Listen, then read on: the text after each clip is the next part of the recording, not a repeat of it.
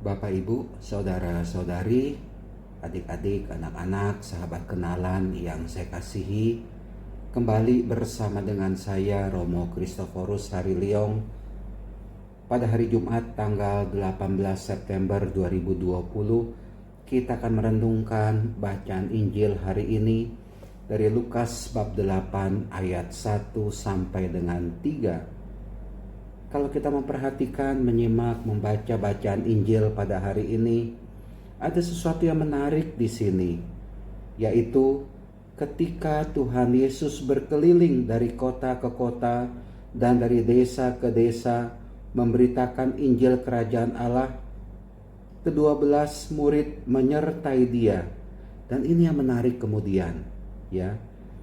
Dan juga beberapa wanita yang telah disembuhkannya dari roh-roh jahat serta berbagai macam penyakit selalu menyertai dia, menyertai Tuhan Yesus.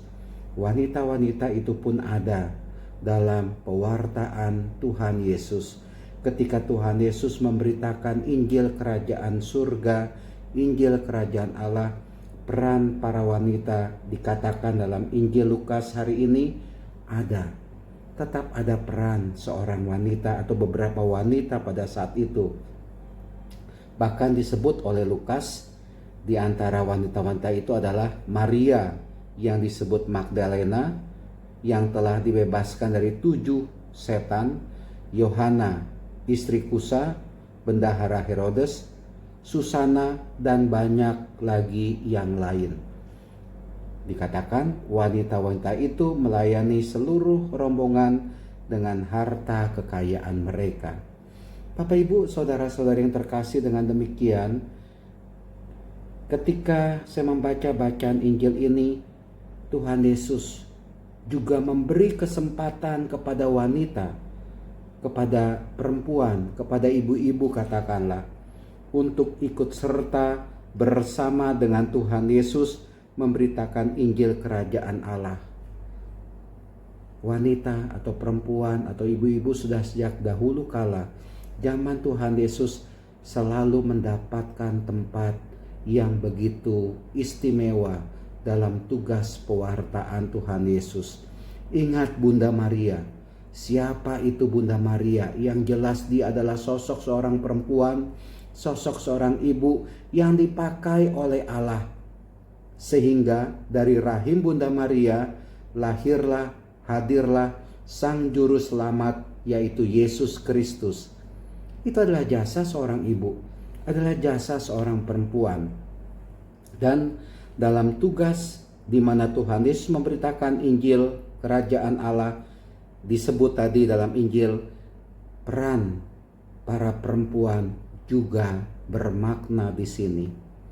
Bapak, Ibu, saudara-saudari terkasih, para perempuan tidak disingkirkan, tapi para perempuan itu diajak oleh Tuhan Yesus ada dalam tugas utama. Mereka bukan hanya menjadi pendamping saja, tapi mereka ikut serta menyertai Tuhan Yesus. Bahkan perempuan-perempuan itu dalam Injil tadi memberi sesuatu yang berharga ketika Tuhan Yesus melaksanakan tugas untuk mewartakan Injil itu. Wanita-wanita itu melayani seluruh rombongan dengan harta kekayaan mereka. Mereka tidak pikir hartanya, mereka tidak memikir kekayaannya, tapi mereka mau berkorban, mengorbankan hartanya untuk ikut dalam pewartaan Tuhan Yesus. Bapak, Ibu, saudara-saudari yang terkasih, saya juga kagum biar bagaimanapun juga pada saat ini gereja membuka kesempatan kepada para ibu, para perempuan, setidaknya dalam gereja Katolik untuk terlibat aktif. Tetap sosok seorang perempuan, sosok perempuan itu bisa terlibat dalam gereja.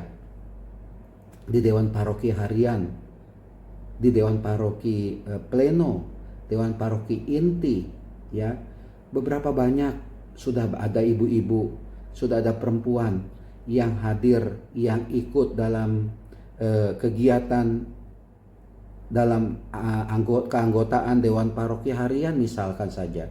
Bahkan juga ada satu paroki yang pernah memberi kesempatan kepada seorang ibu untuk duduk menjadi wakil dewan paroki, menjadi bendahara dewan paroki, menjadi sekretaris dewan paroki, menjadi anggota dewan paroki. Yang lain lagi menjadi ketua seksi misalkan saja. Ada ibu-ibu itu yang aktif, perempuan-perempuan yang aktif menjadi ketua seksi di paroki, di gereja. Juga mungkin saja menjadi anggota dari seksi tersebut, bendahara atau seksi dari kelompok seksi tersebut. Selalu ada.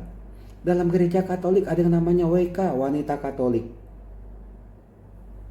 Ibu-ibu di sini diberi wadah untuk bisa terlibat aktif, ada bersama dengan gereja, ikut mewartakan kerajaan surga juga, ikut terlibat dalam kegiatan-kegiatan gereja, kegiatan sosial misalkan saja.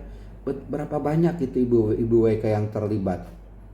Dan gereja memberi kesempatan itu kepada perempuan ibu WK untuk terlibat dalam gereja.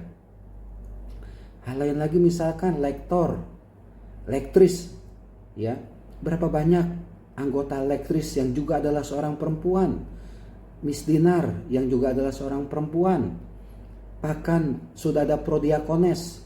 Kalau prodiakon itu untuk bapak-bapak, prodiakones, ibu-ibu yang melibatkan diri dalam tugas mewartakan kerajaan surga, juga mewartakan Injil, membagikan komuni ketika perayaan Ekaristi berlangsung, membagikan komuni kepada orang-orang yang sakit, yang tidak berdaya, orang-orang lansia yang memang sudah tidak bisa lagi ke gereja misalkan saja. Itu mereka aktif itu dalam kegiatan-kegiatan tersebut. Para suster yang jelas adalah perempuan juga. Mereka adalah orang-orang yang membaktikan dirinya, mengabdikan dirinya, menyerahkan dirinya untuk ikut dalam pewartaan kerajaan surga yang nyata, yang rihil. Para suster adalah perempuan-perempuan pilihan yang dipilih oleh Tuhan, dipilih oleh Allah untuk ikut serta juga dalam pewartaan. Banyak Bapak Ibu, saudara-saudari terkasih, Gereja Katolik juga terbuka itu kepada mereka, kepada para perempuan-perempuan, ibu-ibu, dan memberi ruang, memberi kesempatan, memberi waktu kepada mereka untuk terlibat aktif dalam gereja. Kaum muda pun banyak juga, OMK banyak di situ perempuan-perempuan yang aktif, dan mereka bukan hanya menjadi anggota, ada juga mungkin yang jadi ketua OMK atau wakil. Di Legio Maria misalkan saja, ada beberapa gadis-gadis, perempuan-perempuan muda yang terlibat dalam kegiatan organisasi Legio Maria. Dan mereka, di antara dari mereka juga ada yang menjadi ketuanya. Dan mereka bisa mengorganisir kegiatan-kegiatan mereka. Itulah dia, ya. Gereja selalu memberi kesempatan kepada kaum perempuan untuk berkarya. Saya juga pernah beberapa kali misa di penjara atau di rumah tahanan. Coba lihat kelompok KKT, saya sebut saja kelompok kasih Tuhan. Berapa banyak itu ibu-ibu yang terlibat dalam kelompok itu, ya. Ada juga bapak-bapaknya, ada juga. Tapi ketika saya misa di penjara, entah di Cipinang, entah di Salemba, entah di tahanan KPK, entah di Pondok Bambu, yang hadir mayoritas itu adalah ibu-ibu, kaum perempuan. Maka dari itu saya memberi apresiasi, biar bagaimanapun juga kepada ibu-ibu yang hadir, perempuan-perempuan yang hadir, yang mau terlibat dalam kegiatan-kegiatan di gereja. Pelayanan mereka begitu tulus, mereka juga punya semangat, mereka juga punya perhatian. Apalagi seorang ibu mempunyai hati yang begitu luar biasa, mempunyai cinta yang begitu besar, kasih yang begitu besar, sehingga pekerjaan-pekerjaan itu bisa mereka lakukan dengan sebaik-baiknya. Bapak Ibu, saudara-saudari terkasih, dari sini juga saya mau mengatakan mari kita semua, ya, mari kita semua. Ada bapak-bapak, ada kaum lelaki, ada ibu-ibu, ada kaum perempuan.